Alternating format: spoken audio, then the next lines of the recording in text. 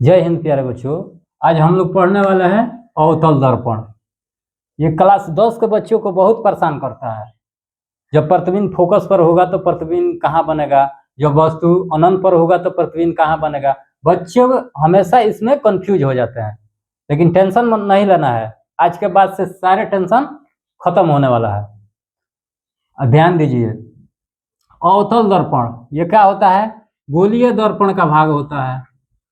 गोलीय दर्पण को, एक गोले को हम दो भाग में काट देंगे तो इसका फेस ऐसे हो जाएगा, ये वाला फेस ऐसे हो जाएगा, दो अलग अलग भाग। ये परावर्तक हो जाएगा, यानी जिसका परावर्तक सतह धंसा हो, अंदर की तरफ धंसा हो, वो हो जाएगा अवतल।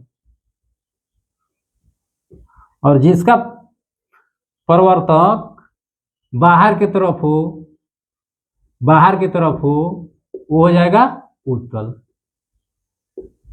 उत्तल उत्तल अवतल आप लोग समझ गए। आप लोग क्रिकेट खेलते हैं, जब क्रिकेट का बॉल फट जाता है तो जो अंदर की तरफ धंस जाता है, कटोरे के समान हो जाता है, वो अवतल दर्पण हो जाता है। और जो बाहर होता है उभरा, वो हो जाता है उत्तल। अवतल दर्पण को अभिसारी दर्पण क्यों कहा जाता है? क्वेश्चन आता है। आप लोग समझिए कि आपके छत पर बहुत सारे बच्चे चढ़े हुए हैं। आप देखें तो बच्चों को क्या बोले? अभी के अभी सारे बच्चों नीचे उतर आओ, नीचे उतर आओ। अभी के अभी सारे बच्चों उतर आओ, यानी सभी बच्चे उतरकर एक जगह पर एकत्रित हो गए। तो अवतल दर्पण का काम होता है प्रकाश को एक जगह एकत्रित कर देना। एक होता है उत्तल दर्पण। उत्तल दर्पण, इसको क्या कहा जाता है? अपसारी। अपसारी अपसारी दर्पण इसको कहा जाता है। इसको कैसे याद रखेंगे? आपके छत पर बच्चे हैं, आप बोले कि सारे बच्चों उतर के भाग जाओ, यानी सारे बच्चे उतर कर छत पर से अपने अपने घर चला जाएगा, यानी ये उत्तल दर्पण है, ये प्रकाश को बिखेर देता है और अवतल प्रकाश को एकत्रित कर देता है। समझ गए आप लोग?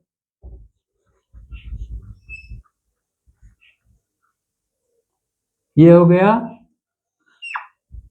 अवतल दर्पण, ये परावर्तक हो गया।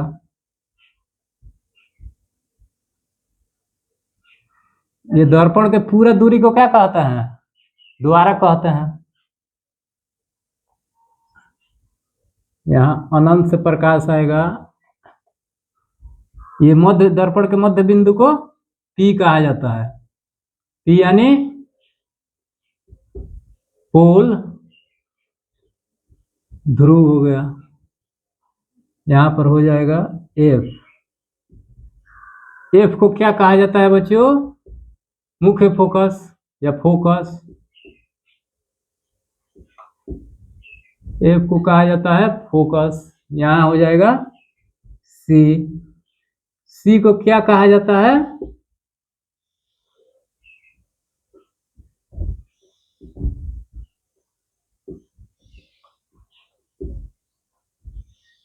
वक्रता केंद्र। यहां हो जाएगा अनंत। अनंत का यह सिंबल होता है, यानी सूर्य हमारे हमारे से बहुत दूर है ना, तो प्रकाश दूर से यानी अनंत से आ रहा है। अनंत से ये हो गया अनंत, अनंत का सिंबल हो गया। क्वेश्चन पूछ देता है फोकस दूरी। फोकस दूरी क्या होता है? फोकस फोकस दूरी क्या होता है? तो एफ और पी के बीच के दूरी को क्या कहा जाता है? फोकस दूरी। एफ और पी के बीच के दूरी को फोकस दूरी। ये सी और पी के बीच के दूरी को क्या कहा जाता है? सी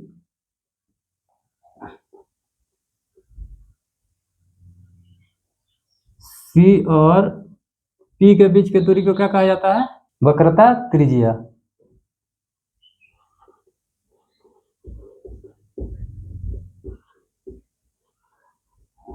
वक्रता त्रिज्या हो गया।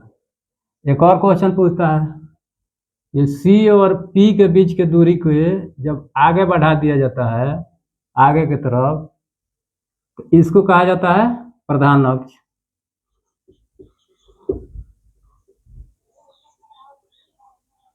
प्रधान अक्ष यानी सी और पी के बीच के दूरी को, यानी सी और पी के बीच की दूरी एकदम समानांतर होगा।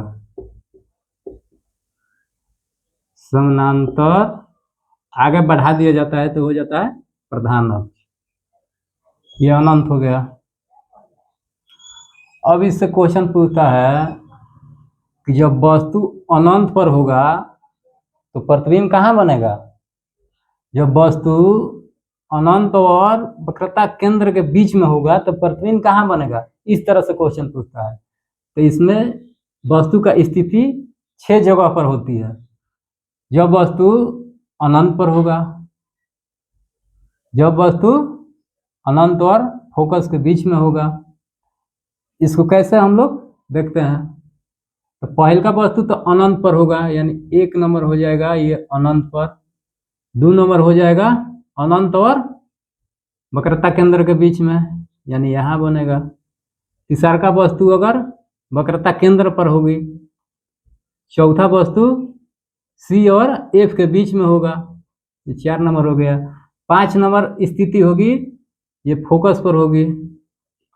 6 नंबर होगी ये फोकस और ध्रुव के बीच में होगी। ये क्या है, वस्तु की स्थिति। वस्तु स्थिति, वस्तु के स्थिति हो गई, स्थिति हो गई। जो प्रतिबिंब बनेगा यहाँ बनेगा, तो यहाँ पर जो प्रतिबिंब बनेगा ये 1 नंबर हो गया। एक यहाँ पर प्रतिबिंब बनेगा, इसको 2 लिख दो। यहाँ पर प्रतिबिंब बनेगा, ये 3 नंबर हो गया। यहाँ पर एक प्रतिबिंब बनेगा, ये 4 नंबर हो गया। एक प्रतिबिंब यहाँ पर बनेगा,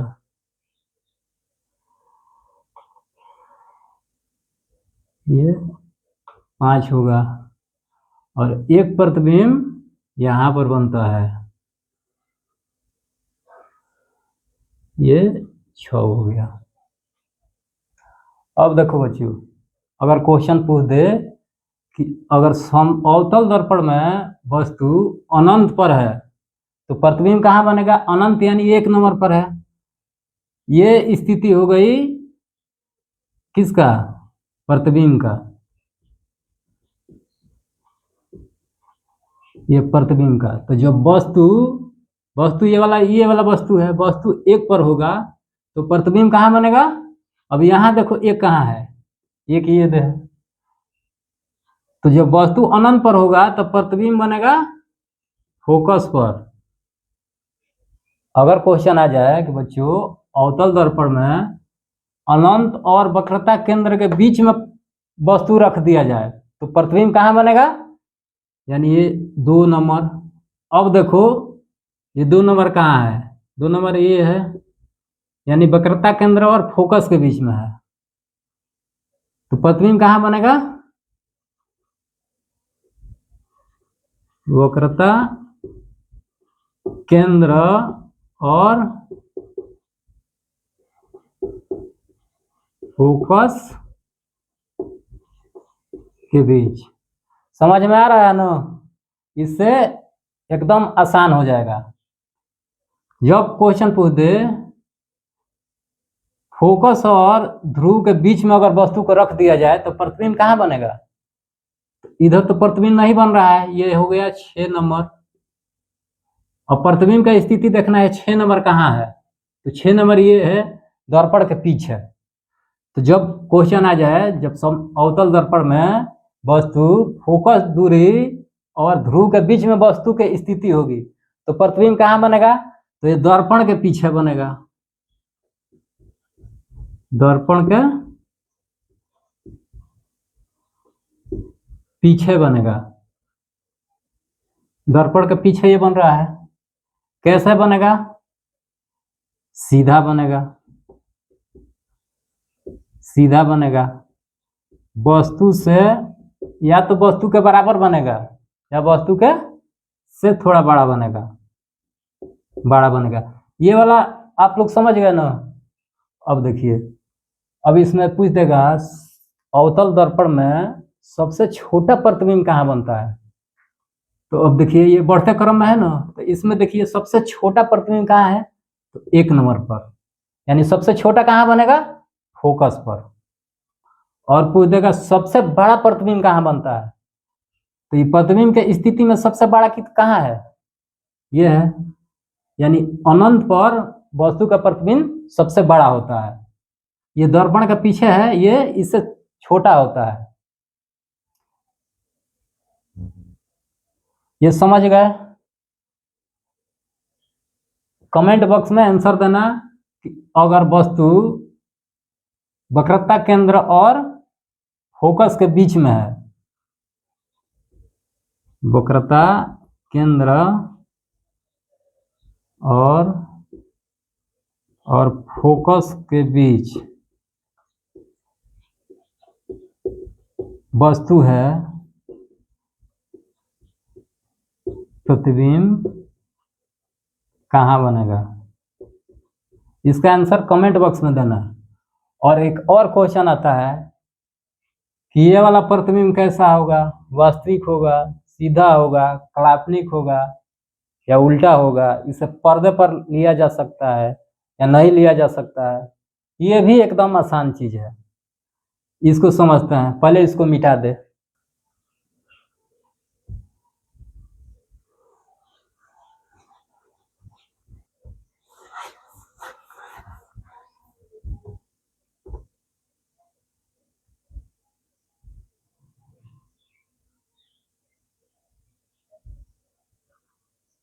बच्चों एक और क्वेश्चन पूछता है कि समतल दर्पण के सामने जो ये जितना प्रतिबिंब है ये कैसा बनता है। ये प्रतिबिंब देख रहे हैं आप लोग, उल्टा नजर आ रहा है, उल्टा, यानी ये दर्पण के सामने जो प्रतिबिंब बनता है ये उल्टा बनता है, उल्टा बनता है और वास्तविक बनता है, वास्तविक बनता है। और ये वाला प्रतिबिंब आप लोग देख रहे हैं कि सीधा है, सीधा दिखाई दे रहा है ना, तो ये प्रतिबिंब हमेशा सीधा होगा, सीधा होगा और आभासी होगा। ये सीधा और आभासी होगा। वास्तविक और उल्टा प्रतिबिंब को पर्दे पर लिया जा सकता है, लेकिन सीधा प्रतिबिंब को पर्दे पर नहीं लिया जा सकता है। ऐसे आप लोग चिटकियों में उड़ा सकते हैं। वीडियो अच्छा लगे तो चैनल को लाइक, सब्सक्राइब एंड कमेंट जरूर कीजिएगा।